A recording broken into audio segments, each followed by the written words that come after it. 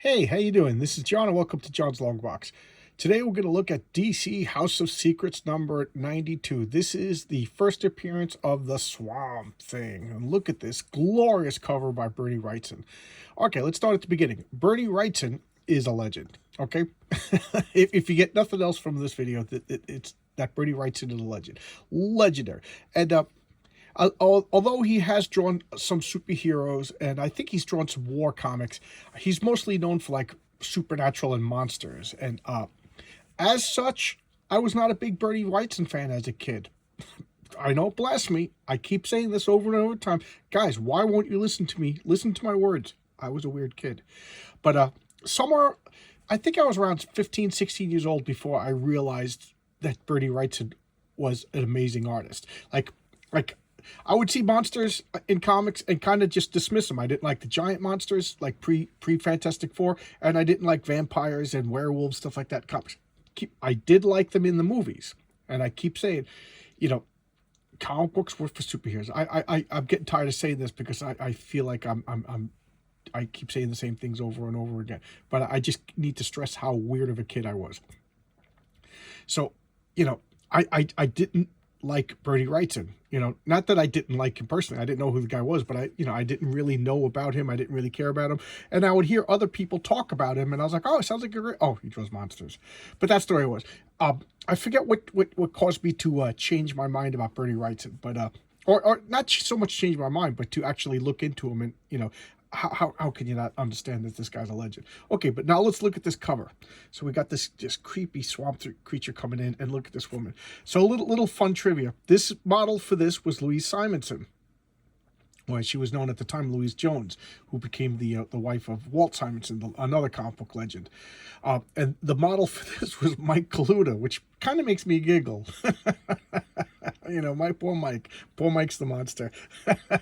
Just amazing. Look at this. I just love this cover. All right, let's open it up. I'm being very careful with it, as you can definitely understand. Models, model cars, just a different time. Mattel models for cars and everything like that. Okay, so now we have the splash page. Before we talk about that, let's look at the indicia. So House of Secrets, 92, June, July, 1971. So I guess, bi-monthly. I was just answer the question I was just going to ask. Now, I didn't collect this comic for two reasons. I didn't like horror as a kid, and I didn't like DC at this point. Plus, I was 3 years old, so I wasn't going out collecting comics. But look at this wonderful splash page. So we have Cain and Abel. Yes, the biblical Cain and Abel. If you read the Sandman comic or watch the Sandman television show, these two characters are in it. I haven't watched the show yet. I don't watch much TV anymore, but I think they're in and they were horror hosts. And Abel was the host of House of Secrets, and Kate. Yes, Abel was the host of House of Secrets, and Cain was the host of House of Mysteries. And, he's, just talking about nonsense. He's always cowardly. He was the first victim. He was the first murderer. They are the biblical Cain and Abel. And, Cain is always doing nasty stuff to Abel. You kind of feel bad for the guy, but at the time, it's just like, geez, you've been doing this for like, if you want to take the Bible literally, what's it, 6,000 years? If you want to take the Bible figuratively but true, then it's millions of years. And if you don't want to take the Bible at all, you're still just like, come on, guys. Your whole character trait is that you're the gullible and naive. So anyway, so we have, look at this swamp thing. Look at that. Again, I'm back to saying, look at that. Look at that. So you see these thick frames around the panels. That indicates that there's something off about the time. So these are flashbacks. And I talk about this not as often as I should, but in comic book nomenclature, is that the correct word? Thick panels indicate flashbacks. So if you were new to this, if you were new to comics, would you know that? Well, then you'd have to read the words. That's all part of storytelling. But this is like comic book shorthand for flashbacks. All right, and look, you could see the look at. I hate when I say that, but the sad eyes, the lumbering, and just excellent writing. Did they have the credits? They didn't even have the credits yet. But this is Jerry Conway. Okay. Oh, Len Wein, art by Bernie Wrightson. I don't know why. Why did I say Jerry Conway? I thought Jerry Conway, but oh, okay. Jerry Conway wrote the framing sequence. The actual story is Len Wein. So look at that resume of talent by Len Wein. I mean, we all know Bernie Wrightson's a legend, but Len Wein is a guy who does not get the credit he deserves. He created Wolverine. He created Swamp Thing. I mean, right there and there.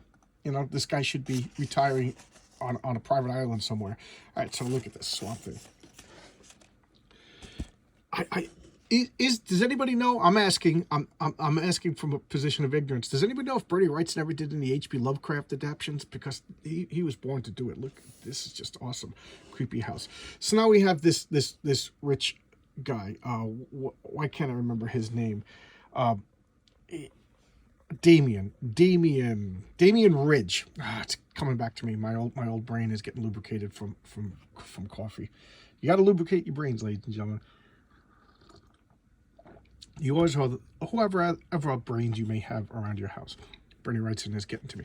So Damien Ridge is this rich guy, and this is Linda Olson. And Linda Olson married him after her true love, Alex Olson, died. He died in a lab explosion. So, and he's trying to woo her. It does look like Louise Simonson. That's funny. Now, you know, I always look up comic books a little bit before. It's like I didn't know that offhand. I looked it up and it was a little bit of trivia. So he's trying to woo her out of her depression, and she's too busy thinking about the dreamy Alex Olson. Could you blame him? He was like 6'2". He was blonde. He was a scientist. He was a cool guy. You know. So can you blame him? So now we have a flashback within a flashback. So they're talking about their dreams, their hopes and dreams. He's a scientist. He's going to work on stuff. And Damien just happens to be there to save Linda when things go room. And he's like, oh my God, what happened? He's like, oh my God, Damien, no. Oh my God, no. The Weird World of Aurora. Okay, so these are model kits. What an appropriate ad in this comic. So we got like this Karloff, lunatic-looking scientist. We got a bunny over here. And you could build these models. So I guess, could you build a Vampira? Do they call her Vampira in this ad? Oh yeah, get Vampira, Frankenstein, Dr. Deadly, Girl Victim. Girl Victim, what a nice name. Girl Victim. Aurora models. My brother had a mummy and a Frankenstein, and they glowed in the dark, and I was terrified of them when I was a kid. So now he is there to comfort the poor grieving Linda, and he marries her. And cut back to the normal flashback, and we have this lumbering beast, and just heavy with this, just very gothic, like very Edgar Allan Poe, very like Lovecraft, all these horror writers all just put together, just very moody. That's the word I'm looking for, moody, dripping with mood. So she you know, she didn't have any problems with Damien. It's just that she loved Alex. So Alex is gone. He's being nice to her. He woos her. So she's like, what do I got to lose? They get married. So he's continuing on with the experiments. And here we have, in his brain, he's just like, Linda must never find out I tampered with the experiments, and I killed it. So I carried his battered and bloodied body out of the fetid interior into the swamp. So after the explosion, he grabbed Linda and took her to the hospital so she could get the treatment she needed. And then he ran back and pulled the body out of the wreckage and put his burning, decaying corpse into the swamp. She's like, she must never know. She must never know. So he's like, forgive me, darling. It's growing to chill out, you know. And he's just like, it's okay, of course. Looking like what is Oscar Wilde? She's like, so now it's like the case of the telltale heart. His paranoia is overwhelming him. Does she know? Does she know? Does she suspect? Does she suspect? And Damien is halfway across that. Why can't she let someone just watch? So she doesn't know. She's just, you know, can you understand? I can understand that every once in a while she'd feel sad. You know, she'd feel, you know, upset, miserable, whatever, but that her original love was exploded, I would, you know, so give her time, and he's just like, she knows, she knows. So he decides that he's going to prepare a concoction and kill her because it's his own paranoia, the case of the telltale heart. So just before he's about to eject her, the weeping Swamp Thing bursts through, and he's like, what's going on? And he just murderizes him and looks into his face forever. And she's like, stay away from me, stay away from me. And he's trying to plead with her, Linda, it's me, it's Alex. And she's just horrified at him. And he just goes away sad and dejected. You'd hear that if tears could come, they would. It's so sad.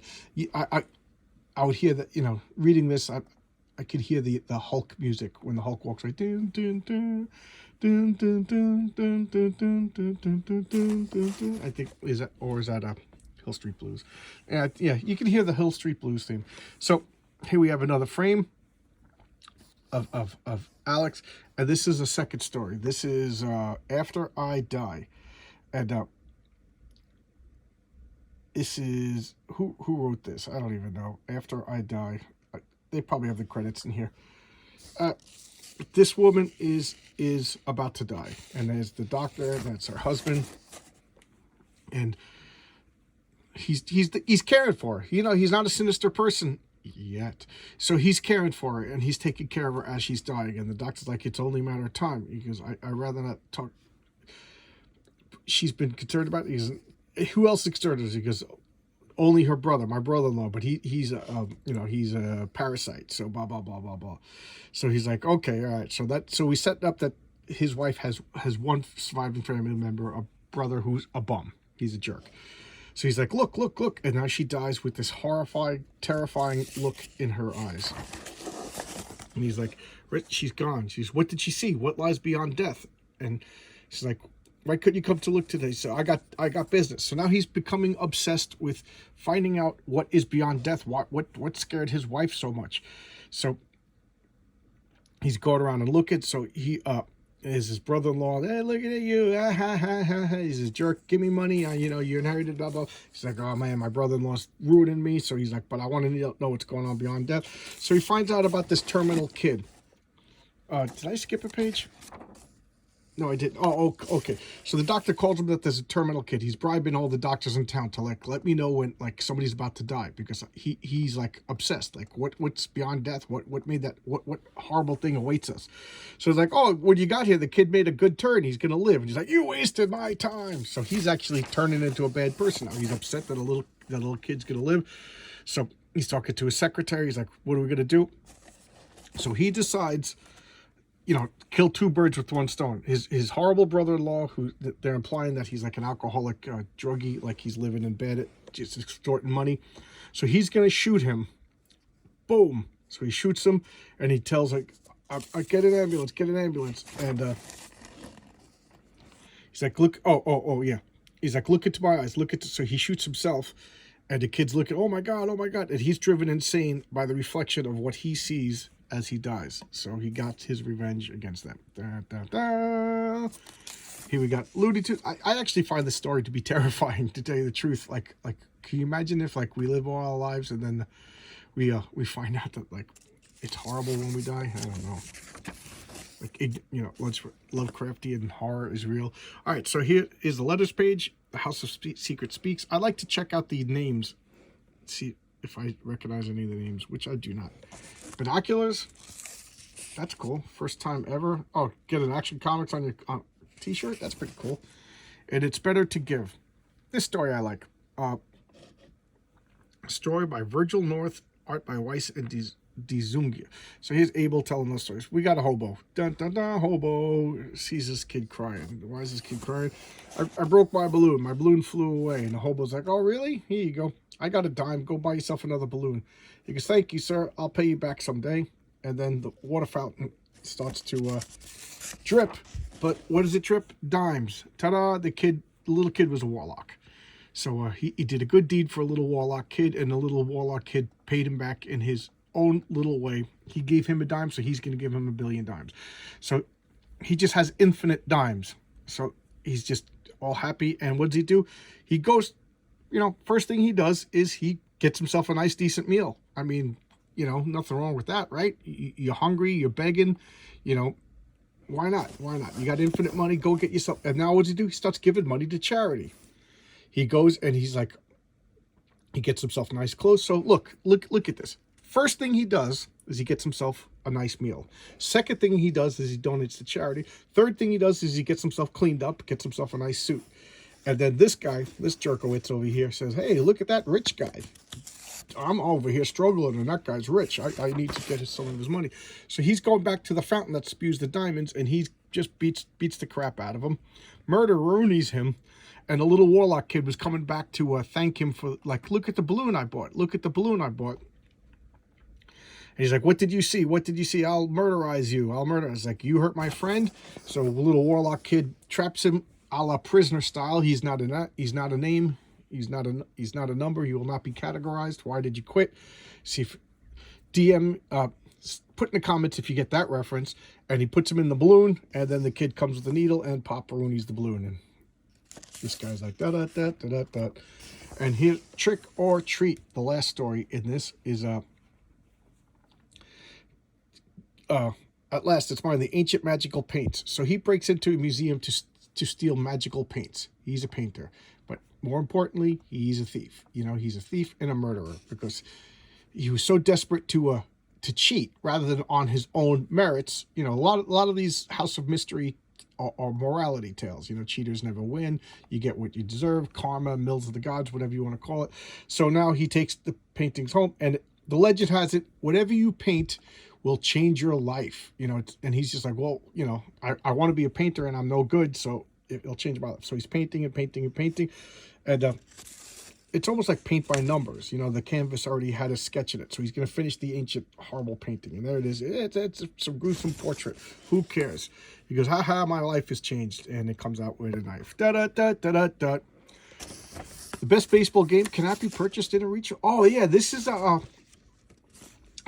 like a legendary game. Strat-O-Matic baseball. And it was like spreadsheets, the game. It was, I heard about this when I was a kid, and believe it or not, I think he was one of my father's friends who was into this. So, and my father talked about it. I heard my father talking about it first before. My father was like, he just didn't understand it. But guy was into this game, and it's stats and stuff. It's like fantasy baseball before fantasy baseball. It's actually pretty clever. So it's all stats, and every year you could buy all the new stats, and then you make a baseball team out of real players, and then you have games. So it's one step more than fantasy baseball. It's one step more than fantasy baseball because it's actually a game using the stats and characters of these real life baseball players, and you can trade them. So I think 1971. Jesus, 30. What? Almost 60 years ago, definitely 50 years ago. Quick math is hurting my noggin, but it's time for that to return is just right now. I know millions of board game designers watch my channel. There you go. I just throw me $100,000 and I'll be fine. All right, so all the basketballs. What is wrong with my brain? Bicycles. Just look at the difference in the ads. A lot of outdoorsy stuff, binoculars, model cars, people and comic book fans have changed and not for the better, if you ask me. Except for the people who watch this channel. You guys are tops. So here we go. Oh, all these ads. Do some crying. And be a pilot. Fly the hot new birds. The hot birds. So let's talk about Swamp Thing for a second. All right. This predates Marvel's Man-Thing. But it's not the first swamp creature. The first swamp creature, to my knowledge, was the Heap. And the Heap was like a pile of plant-like buck monster and like garbage. And it was in Airboy. Now, Airboy was a strange comic. I don't know why I'm talking about Airboy when I'm doing this, but, well, I do know because of this one. So Airboy was a strange mix of war comics, air fighters, and mystical, and kind of superheroes. He kind of fits the definition of superhero because he fights supervillains. And I first got into Airboy in the 80s when Chuck Dixon brought it back. And at first they were like, hey, let's make it a war comic. And he was like, no, we got to bring back like Misery and the Flying Graveyard and the Heap and all the stuff that makes Airboy a really, truly bizarre comic. Lubricating the noggin. So the Heap was the first of the swamp creatures. This may be the second. There could be more because the Heap, I think, debuted in the late 40s, and then this is 71. So there might be other swamp creatures in the interim time. So there you go. This is a legendary comic, a classic comic. Bernie Wrightson, Len Wein. Oh my God, this is so good. This is one of the jewels of my collection. I'm a big Swamp Thing fan. I love Swamp Thing. I dare say I became obsessed with Swamp Thing. And it's one of the few characters that I go out of my way to try to get his every appearance. I'd say up to like 2015. But then I bought, I think, up to 2017. So I pretty much have like every Swamp Thing appearance that I know about. I'm not going to claim that I have a full set, but I pretty much do. I think I do. I may be wrong, but there you go. Okay, this is oh man, my brain just turned into a black hole. DC House of Secrets number 92, and tomorrow I will be doing a Sunday Comics at the regular time, and I'm going to try to get videos back every day. Normally, like I did while I was out of work, but now I'm back to work, and it's just, changing gears. Nothing bad. It's actually pretty good. It's good to get back to work, although it's so cold. All right, I'll see you guys tomorrow for Sunday Comics. I'll try to do it 10 a.m. tomorrow. How's that? 10 a.m. You've been fair warned by the swamp creature. All right, thanks a lot. See you. Bye.